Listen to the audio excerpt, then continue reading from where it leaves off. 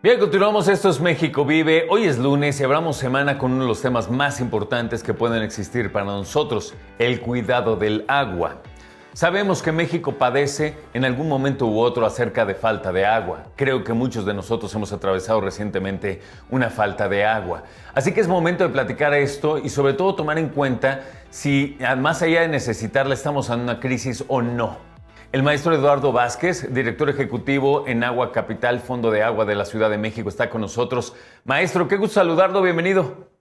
Alfredo, buenos días. Gracias por la oportunidad de estar contigo en el auditorio y por supuesto muy atento e interesado de conversar sobre este tema de especial importancia para todas y todos. Gracias, maestro. ¿Usted diría que estamos en una crisis de agua en la República Mexicana o no, maestro?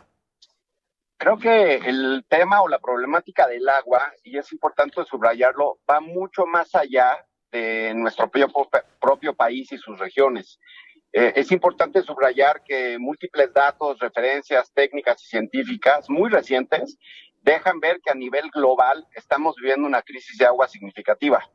Por múltiples razones, desde fenómenos naturales como el cambio climático que están acentuando las sequías y las inundaciones, también, sin duda alguna, problemas y deficiencias en la gestión del agua en los distintos espacios.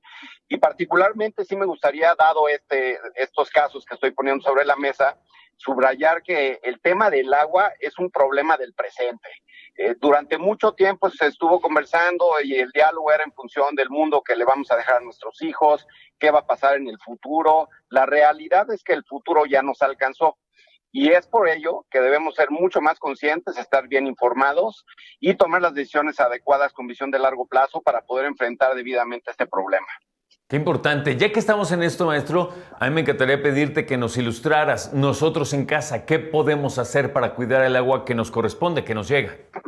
También este es un gran punto de reflexión el que haces porque eh, es relevante considerar que no porque el tamaño del problema o la magnitud de la problemática sea tan grande, caigamos en la falsa percepción de que como individuos no podemos hacer mucho y en realidad sí. Efectivamente, en nuestra casa, a nivel familiar, con amigos, nuestros centros de trabajo, varios hábitos y conductas que podemos hacer de manera fácil, oportuna, especialmente todos aquellos y aquellas que tenemos acceso al agua de manera constante. Y esto tiene que ver con no lavarse los dientes ni rasurarse con la llave abierta, no lavar los platos con la llave abierta, no regar el jardín con la manguera abierta, ni limpiar las banquetas ni los coches así, por el gran desperdicio que se hace, revisar las fugas que podemos tener en nuestros centros domiciliarios y también en el trabajo, informarse de qué es lo que está causando el problema, hacia dónde va el problema y qué podemos hacer, porque claramente esto amerita una suma de esfuerzos.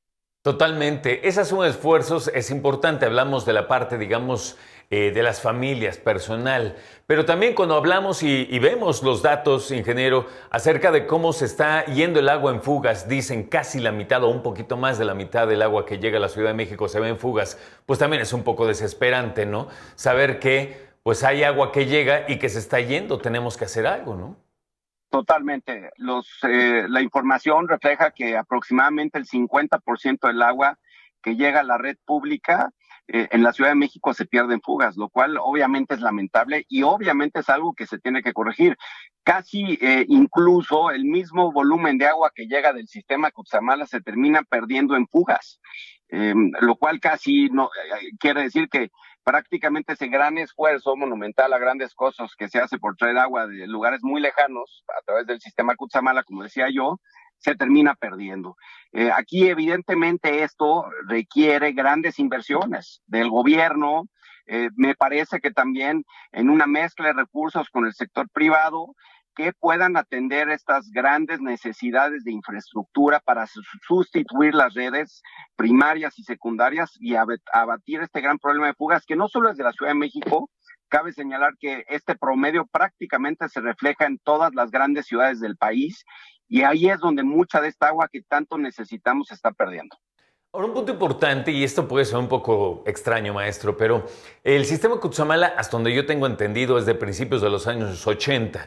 Esto quiere decir que en realidad no es tan viejo. Y a lo que quiero llegar es, ¿debería el gobierno, los municipios y también obviamente los estados empezar a revisar opciones de generar nuevos lugares para explotar o para conducir agua, generar nuevos sistemas para atender valles y no nada más el de México, el de Guadalajara, el de Monterrey, atender una nueva demanda, un nuevo siglo? ¿Cómo vemos iniciar, digamos, nuevas etapas en ese sentido? Creo que el caso de los trasvases, y trasvases me refiero a lo que implica llevar el agua de una cuenca a otra, de una localidad lejana a otra, como es el caso del sistema Cutzamala, es muy debatible, hay grandes discusiones alrededor del tema. En el caso puntual de Cutzamala, de hecho, tiene unos años más de antigüedad, y el gran problema que tiene ahorita en su funcionamiento es la falta de mantenimiento.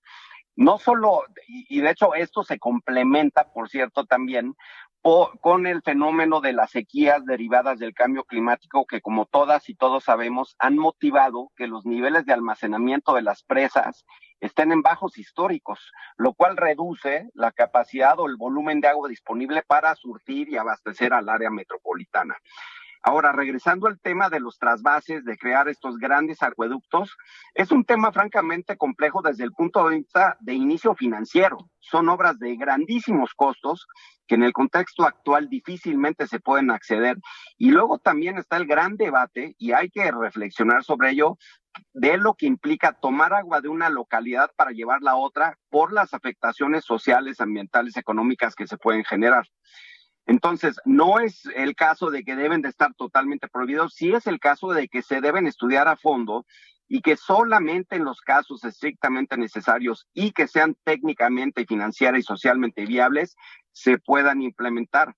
Pero por otro lado, y bien tocabas el punto de las fugas, en ciudades como la de México y otras tantas más de la República que decía yo, creo que ahí el gran reto para recuperar volúmenes de agua que se puedan abastecer a la población, justamente está en la mejor gestión y el suministro y el servicio de agua en las ciudades. En la medida que estas fugas se puedan abatir, en la medida que va a haber más agua para las personas y los distintos usuarios. Y no solo eso, también se tienen que promover con mucha profundidad políticas orientadas al tratamiento y reuso de agua. Hay que darle un tratamiento debido y reutilizarle a varias veces para distintos usos, para así también tener fuentes adicionales de agua que se puedan suministrar para los distintos usos. Entonces, no es el caso, en mi opinión, que solamente a través de grandes acueductos y grandes obras de infraestructura se va a tener más agua.